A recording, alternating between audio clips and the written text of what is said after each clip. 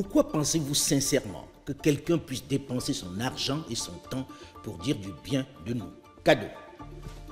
Pourquoi voulez-vous que l'Occident, l'Asie ou autre région du monde puisse créer des médias pour dire du bien de l'Afrique, pour donner de l'information aux petits nègres que nous sommes, juste par gentillesse ou par générosité? Quel intérêt a-t-il à le faire? Pourquoi attendre d'un média étranger, notamment occidental, qu'il rende fidèlement compte de notre actualité, de notre culture, de nos valeurs, de nos traditions, de notre histoire, avec tout le mal qu'il fait ou qu'il a pu nous faire? Pourquoi espérer que d'autres en pleine conquête, comme la Chine, la Russie ou la Turquie, pour ne parler que de ces derniers conquérants, puissent faire différemment? En fait, très sérieusement, pourquoi voulez-vous que ce soit l'autre qui parle de nous en bien? Qu'est-ce qu'il y gagne? Qu'est-ce que ça lui rapporte?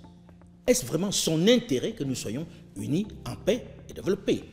Toutes les grandes puissances, vous le remarquez, dans la conquête du monde, ont leurs médias qui portent leurs pensées, leur culture, leur vision du monde, leur conception des convulsions de notre planète.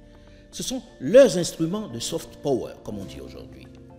Attendre d'eux qu'ils soient neutres est une vue de l'esprit. C'est d'une naïveté affligeante. Et on ne peut pas le leur reprocher à ces grandes puissances d'aller à la conquête de l'esprit des autres, puisque la colonisation la plus insidieuse, mais surtout la plus efficace, est d'abord celle de l'esprit. Pourquoi s'en priver si elle permet d'entretenir le complexe? Cela ne vous a pas échappé que l'Afrique, du nord au sud, est désormais leur principal terrain de chasse, avec toutes ces télévisions et radios qui inondent nos foyers grâce à leurs impressionnants moyens techniques et financiers. Ils entrent dans nos salons, dans nos chambres, parlent et séduisent nos enfants, nos mamans, nos sœurs, bref, tout le monde.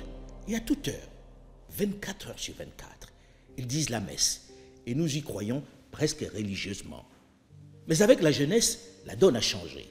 Elle n'avale plus tout ce qu'on lui propose. Elle est désormais plus sceptique au discours qu'on lui distille.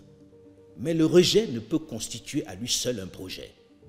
Pour que l'histoire de la chasse ne soit plus racontée du seul point de vue du chasseur, il devient urgent, j'allais dire vital, que nous-mêmes, nous racontions notre histoire, avec nos forces et nos faiblesses. C'est une question de maturité et de crédibilité.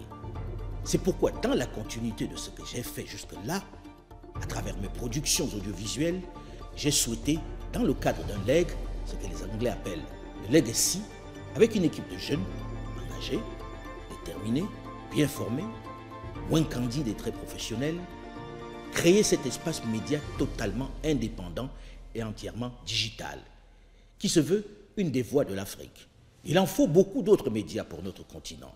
Ceci n'est qu'une infime contribution qui, je l'espère, contribuera modestement à rendre plus audible, plus crédible, plus factuel, plus prospectif notre narratif.